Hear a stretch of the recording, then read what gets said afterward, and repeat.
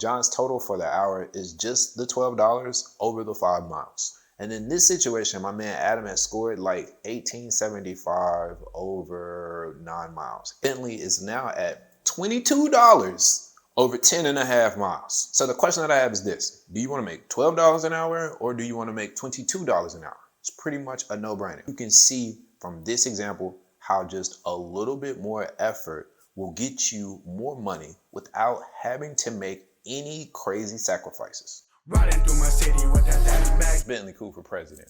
But until then. Thank you, Bentley. What up? It's your boy Bentley Koup, Doordash Diaries, T3D, one-stop shop for tips, tricks, and strategies to help you dominate with Doordash. And who says you can't teach an old dog new tricks? If you're at a point where your strategy is stale, you're not reaching the results that you're trying to reach, you're wasting countless amounts of time turning down orders, or even worse, just sitting in your car listening to old ass podcasts, I got you. The goal is to make money, not only make money, but upwards of $20 to $25 per hour. In this video, I'm going to give you my 2024 strategy for you to make the money, dog. Let's go. This is pretty much a no-brainer for me. I've been playing basketball all my life, but for some people, I'm going to have to explain this. Okay. When you play basketball, you shoot the basketball into the goal. Depending on where you shoot that ball from will determine how many points you get for your score. There are some shots that are worth 3 points. There are some shots that are worth 2. There are other shots that are worth 1. Dashing is the exact same way. It's about the points. Just like in basketball, some of your orders or your shots are worth 3 points, while other orders or shots are going to be worth 1.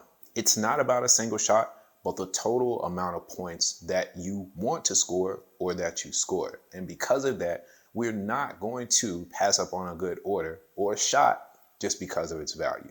The DoorDash alert goes off on my phone. In my mind, right? In my mind, I'm thinking about 2 numbers. If this offer on this phone is between these 2 numbers, I have a high likelihood of accepting this order. These numbers are what I call my comfort zone. And realistically, this is going to be the median pay for the majority of the orders in my area. Now, when I said I was thinking of 2 numbers in my head, what 2 numbers did you think about in your head? Use that as your comfort zone. If you don't have a comfort zone, you need to establish one, because this is going to be one of the key aspects of order selection. Pro tip: be realistic about your comfort zone or be prepared to be disappointed. I call it my comfort zone because, again, this is going to be the median pay, but about 70% of the orders that I accept come from my comfort zone, because I know that taking orders like this typically lead to a productive night and a pretty rapid pace. We want to try to make this as easy as possible for you. And while there are plenty of factors that we can take into account before we accept or decline an order, the comfort zone is going to allow us to place an initial value on every offer that we receive to see where it lands, to see whether it's really worth taking or not before we even try to address the other factors. Let me talk to you about these 3-pointers first. All right, so 3-pointers are going to be high value orders that are clearly above and beyond your comfort zone. But it's not just the pay that makes these 3-pointers. It's the fact that even with the pay, these orders ensure productivity. Let me give you an example. Now, if I told you that I had an order that was paying $12 and it was going 5 miles, if I told you that that order was going from Ruth Chris Steakhouse, you would more than likely accept that order without looking at any other aspects of the order. But if I tell you that that order is coming from Popeyes, I could almost guarantee you that the order would be ready when you walked into the store, and you still more than likely wouldn't take the order. You see, just because an order has a high point value doesn't mean that it's still worth our time and going to allow us to remain productive. The pay is good, the distance is good, but the time at the restaurant is going to be the kicker and really going to be the deal breaker in this situation. Whether it's coming from Popeyes or Ruth Chris, the pay for this order is good. The distance is good as well, but it's going to be the time at the restaurant that's going to separate the pros from the amateurs, and really what's going to separate you from making $12 an hour versus $22 an hour.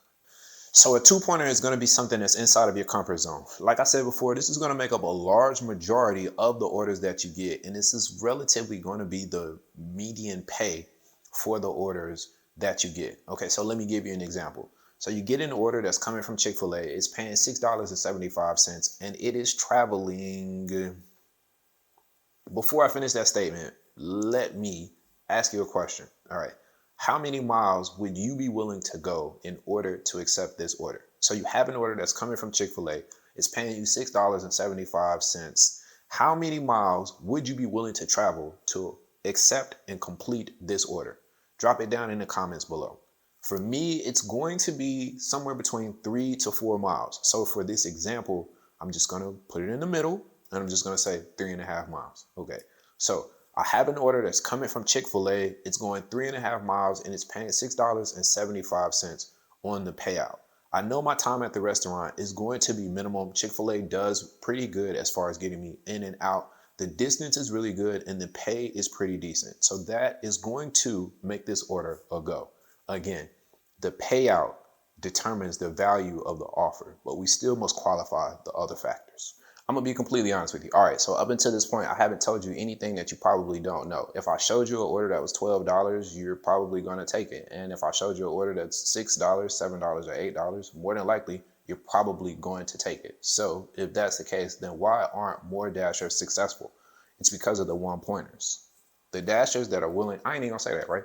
I'm gonna show you. Come on, let's talk about it. The one-pointers pay less, but they still have a decent place in this strategy. All right, so imagine this. Okay, let me give you an example. All right, you get an order. It's coming from McDonald's. It's paying $4.75, and it's going 2.1 miles. Okay, the pay is low, but the time invested in this order is as well. The only other company in the world to make more money from food delivery than McDonald's is Chipotle. And what that means for us is, even though McDonald's is no Chick-fil-A by any stretch of the imagination, they have the process down in order to be able to get us as dashers in and out and on our merry way. Combine that with the fact that this order is going 2.1 miles. That means that you're going to stay close to your hotspot, and you're going to be doing all of this while staying active, which really means that you're making money, which makes this order a go. Snatch. That's what you say when you see an order. Snatch. When you see an opportunity, snatch. Say it with me. Snatch. Pro tip, not even a pro tip.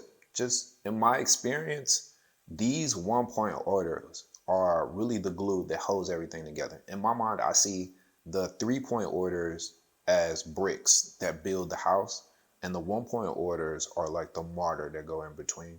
The mortar, let me say that right for somebody tries to correct me, in between the bricks. A better analogy might be one bird in the hand is better than 2 in the bush.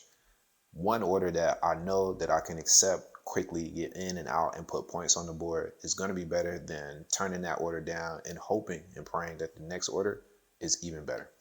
Especially if you're one of those people that says DoorDash sucks and that you can't make any money from DoorDash, especially if you're one of those people. I got dashers that only take 3-pointers. I got dashers that take 3-pointers and 2-pointers. And I have dashers that are crushing it because they understand that the 1-pointers are free throws, no pun intended. And they are willing to take all 3 types of orders. Let me just kind of break this down to you a little bit. I got dash number 1, we'll call him Johnny. He only takes 3-pointers. So Johnny is sitting, waiting 20 minutes for a 3-pointer. While he's waiting for that order that we talked about earlier from Ruth Chris that's paying $12, he turned down his $6.75 order from Chick-fil-A. He has to wait 20 minutes before he can pick up the order from Ruth Chris, and then another 15 to 20 minutes dropping it off. John's total for the hour is just the $12 over the 5 miles. I got driver number 2. We'll call him, I don't know, Adam. You like Adam? I like Adam. Let's call him Adam. I got driver number 2, Adam. Adam takes 2-pointers and 3-pointers. Adam took the Chick-fil-A order that John didn't want to take. He picked that order up, dropped it off, and as soon as he dropped that off, within 5 minutes, he got the order from Ruth Chris, paying him $12. Picks that up, drops that off. And in this situation, my man Adam has scored like 1875 over 9 miles. We got your third dasher, all right? His name just happens to be Bentley. Now, While John is out there complaining about orders that he's not getting and waiting for the $12 order. And while Adam is taking the 2-point orders and the 3-point orders and still trying to figure out the best way to handle the 1-point orders, Bentley is out here taking 3s, 2s, and 1s. So let me give you the scenario how this breaks down. Bentley grabs the order from Chick-fil-A, $6.75, picks it up, drops it off. After he drops that order off, he gets the order from Ruth Chris, comes in, $12, picks that up, drops that off. And then once he drops that order off, he gets this little pick-me-up order from McDonald's going 2.1 miles, is paying $4.75. And instead of turning that down like John and Adam did, he took that one too. Snatch. All right, so check this out. So over that same hour, Bentley is now at $22 over 10.5 miles. All right. I did the numbers and I wrote this down. Okay, so John made $12 an hour or roughly $2.40 per mile. Adam did $18 per hour or roughly $2.11 per mile. And Bentley, the king of this, $22 per hour at $2.09 per mile. So the question that I have is this: do you want to make $12 an hour or do you want to make $22 an hour? It's pretty much a no-brainer. All of us want to make $22 per hour. And you can see from this example how just a little bit more effort will get you more money without having to make any crazy sacrifices. You feel me? Bentley Koup for president. All right, so is every order going to be like these? No, but being able to identify these opportunities and steal these free buckets or make this free money is really going to be the difference between making it and not making it. Snatch. Right? That's crazy how I just walked you through that, right? Like I've been walking you through that since the beginning of the video. You didn't even see it, right? And I just kind of laid that out for you because if I had told you that from the beginning, you wouldn't have believed me. But as we come through the video, you're like, yeah, that's me. All I do is shoot threes. Or yeah, that's me. I'm gonna take some threes, but majority of my buckets are twos, but I'm not taking no ones. And then you have somebody like myself that really used to be like Adam, wasn't in a situation where I was even trying to entertain any of the 1-point orders. But as things change, strategies must develop as well. But as things change, strategies must change too. And being able to experiment, try different things and see what works best for this thing that we're doing moving forward. Like I said before, when the offer comes in, the pay on the offer is going to determine the value or the points that it is worth. But it's the other 4 major factors that will determine whether the order is worth taking or not.